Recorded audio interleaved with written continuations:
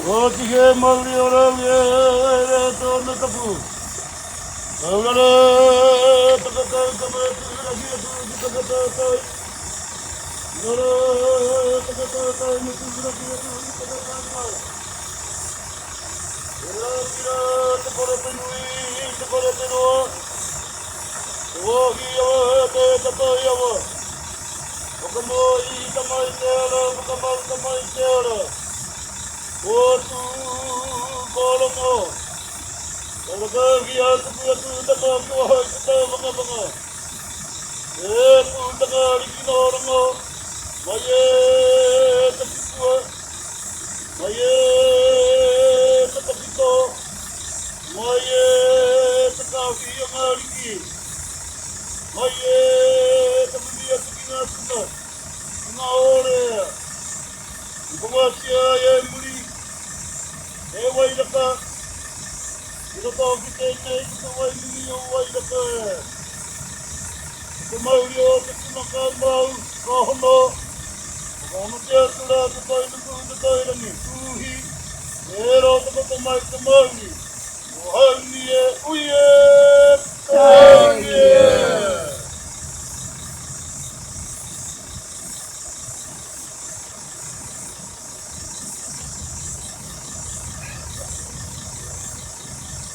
In Moke, Wairaka was given several gifts to look after and protect her and everything that she did. So one of the gifts that was given her was called the Orea.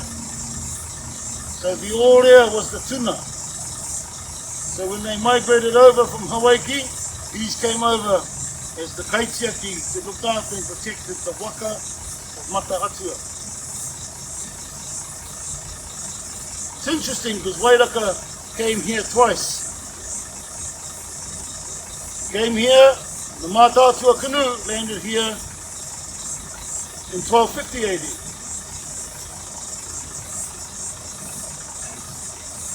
The Mataatua canoe, after she had planted the karaka tree at Mount Albert and established the waters that flow here, she went back on the Mataatua canoe. We travelled from here, as I said earlier, to Muriwai's beach. The foam appeared at Oakley Creek, then it left Waitematā out towards Paremonemo, out towards Tikapamoana and Hauraki coast, down to Tauranga. From Tauranga, travelled to Maketu, to Tukehina, to Tamaraka, along the coast of Matata. When Wairaka landed on the Mataatua canoe there at Matata. There's a river mouth at Matata there, where Wairaka went swimming. And as she was swimming there at the river mouth, she transformed from being a young woman to a woman. The gift of life was given her. She received the menstruational blood of life, or God's sacred blood, to have children. So the river mouth of the Tarawera River, out at Matata, out at the lagoon, was called Te Awa o Te Atua, the river of God. The Mataatua canoe landed in Whakatane and was tied up on a rock there called Tukatapu. It came loose and the canoe went out in the ocean. Wairaka grabbed her hoi, the paddle, and rowed the waka back in. She said, "Kia whakatane ake au iau! Give to me the strength so that I can save the canoe, save my people." And she did. Hence the name Whakatane, which has been the Māori name for the district there for 800 years. Which has been the Māori name that Wairaka named for Mount Albert, or Wairaka, the home of Wairaka, the place of Wairaka, for 800 years. The Waimimi o Wairaka has been here for 800 years. The water that flows here, we know it as Motion Spring. Wairaka and her father and family settled in Whakatane, hinterland to Ruatoki, Ruatahuna, and beget the tribes in the Bay of Plenty region you may be familiar with some of them there. For example, Ngaiterangi, Ngāti Pukenga. For example, Tūhoe. For example, Te Whakatohea. For example, Te Whānau Apunui. Te Whānau a Te Hutu. Ngāti Awa. So, just to name a few of the tribes down in the bay. Known as Te Monanui Atoi. Wairaka, after having her children, decided to come back to Auckland. And she did. She came looking for her brother. His name was Whakapoi, who lived at Mount Ruskell. He'd been asked by his father to leave because they had some family domestics. They couldn't resolve them. So when the canoe Mātātua landed in Whakatane Township, he left there, came, settled in Auckland, built his part Mount Ruskell and lived there. He died on the North Shore, behind my old school, Hatopeta, the college where I went to school, and is buried in the lagoon area.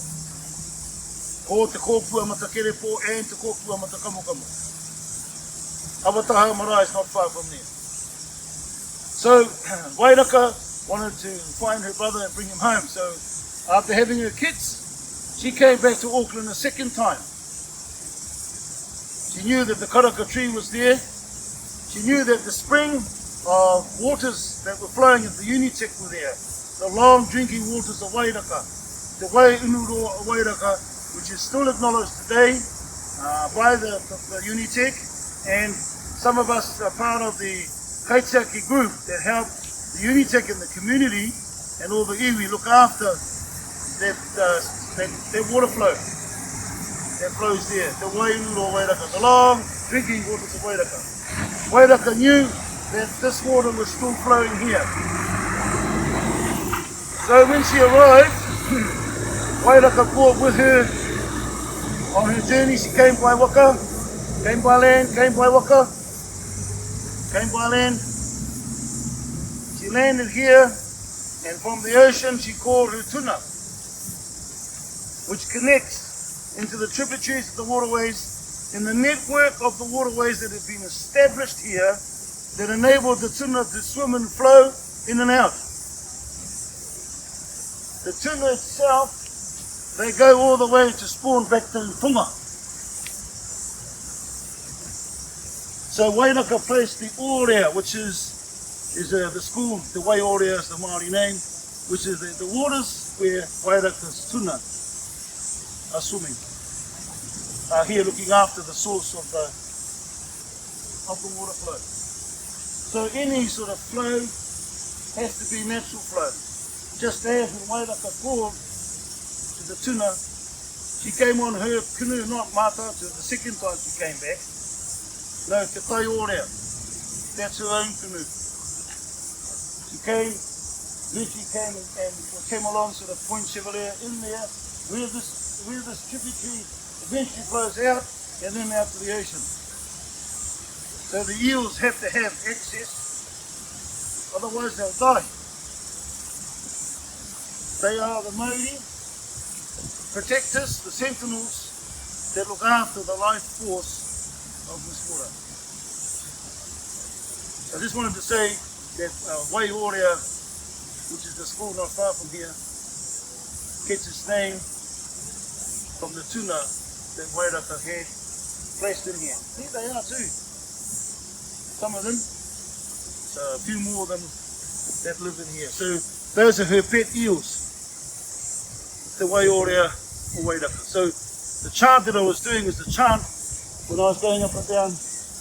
I'm not as powerful as Wairaka, she could call them all in. But it's still, we retain the history, the chants that have been handed down 800 years ago from her to us, so that we can still communicate to the eel through the chanting. So there must be, in terms of any development that happens, in our view, cannot block the passageways. It cannot interfere with these tuna, because these are the descendants of the tuna that have been here from the beginning. These are the descendants of the tuna that have been here from the beginning. I think the duck agrees with me, so it's good. So from Wairaka, the time she called in the tuna, they came in, spawned over for generations of time, but they're still here. from their day to this day. Kia ora tātou katoa.